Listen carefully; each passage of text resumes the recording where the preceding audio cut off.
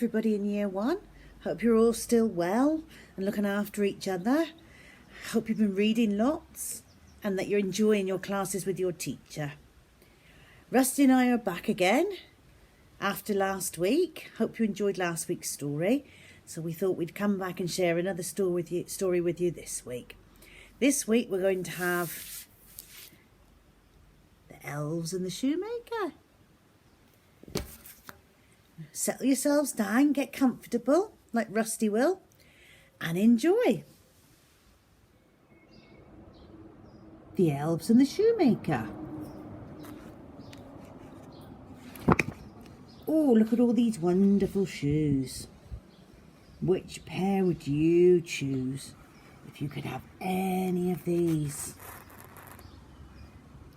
I think I'd like those. Right, here we go. Cobbler. It's a funny word. Do you know what that means? Cobbler's the name of somebody who makes shoes. So here we go.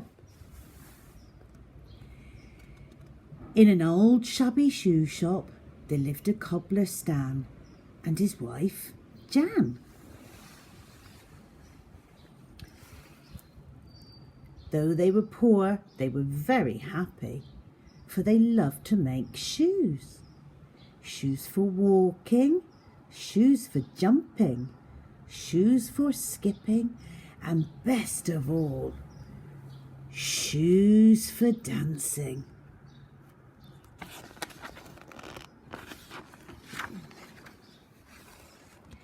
Every day, Stan and Jan worked hard making shoes for their little shop. And every evening they slipped on their favourite dancing shoes and waltzed the night away. The villagers loved to watch them dance, and before long, people young and old whirled and twirled through the door to join in. All summer long, the shoemakers danced, sharing their joy with everyone around them.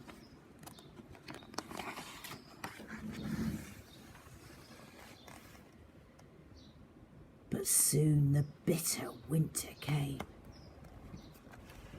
And as the weeks passed, fewer and fewer customers stopped to buy shoes.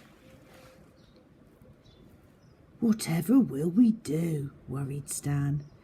Soon we will have no money left and no more firewood.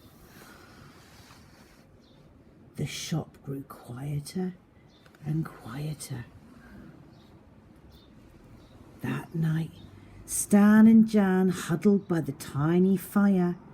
Their fingers were too cold to sew and their feet too frozen to dance.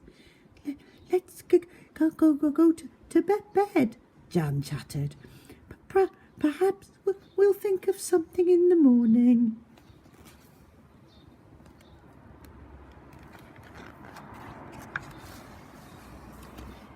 Well, in the morning, they awoke to find the most magnificent pair of shoes. Leaping laces! Who made these? Marvelled Stan. Before they could start to wonder, the shop door opened and in marched their first customer in weeks.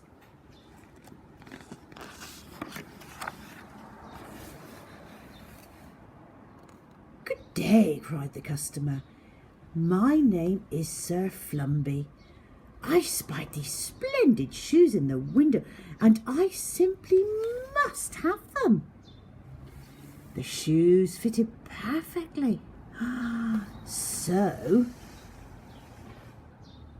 Sir Flumby paid Stan a handful of gold pieces and skipped away merrily in his new shoes. Delighted, Stan went to the market to buy some supper and firewood.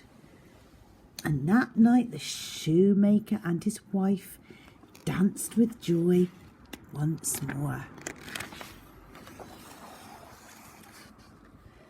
The next morning, they found to their amazement not one, not two, but 3 new pairs of even more stunning shoes than the last. Stan and Jan could not believe their eyes. "Greetings, shoemakers. I am Sir Flipsy Flopsy, and I have heard marvellous tales of your marvellous shoes." "Why, they are even more fabulous than I imagined," he bellowed. "I shall buy them all. 1 pair for me, and the others for my horse Dobie."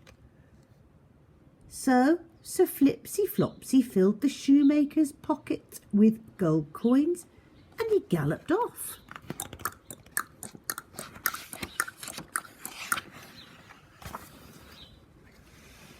Well, from then on in, there were new shiny shoes every morning. Soon the shop was warm and cosy and bustling with customers day after day.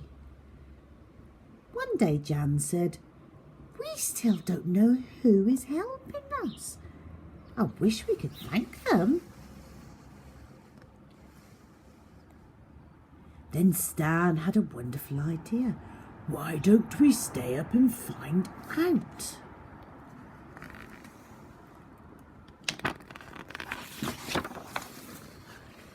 So that night, Jan and Stan hid behind the curtains. They waited and waited and waited and waited until the clock struck midnight. And then 3 tiny elves slipped in through the keyhole, tiptoed across the room.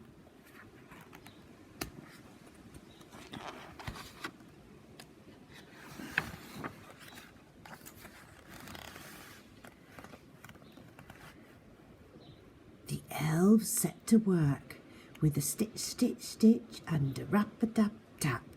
And as they worked, they sang. "We love jumping, leaping, prancing. We were sad when you stopped dancing. So in we creep while you are dreaming, making new shoes bright and gleaming." All night the elves sewed until the sun began to rise. And then quickly and quietly they popped back through the keyhole. Stan and Jan were so surprised by what they had seen. "What delightful little elves," Stan whispered. "We must repay their kindness. Let's make them their own little dancing shoes." "And some dancing clothes too," said Jan. So the next morning, that's just what they did. Jan knitted tiny jumpers using tiny pins, and then sewed on tiny apple pips for decoration. Stan crafted tiny shoes out of dandelion leaves, and then stitched them with daisy stem laces. And together they made little pointy hats, finished with the tiniest pom-pom. At midnight, Stan left the tiny parcel on the workbench just before the 3 little elves crept inside.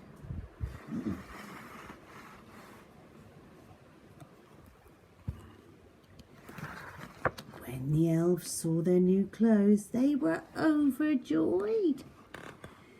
They giggled and wriggled and danced all night in the moonlight. But as the stars faded, the 3 tiny elves tiptoed away and vanished into the night.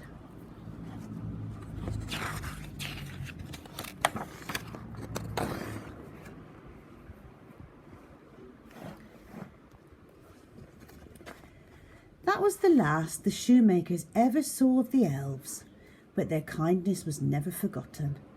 Stan and Jan danced every night with their friends, just in case the elves ever returned. And who knows, maybe one day they will. The end. Okay, everybody, hope you enjoyed that story as much as I enjoyed reading it to you. So Rusty and I'll see you next week for another interesting story. Keep safe, keep reading. Bye.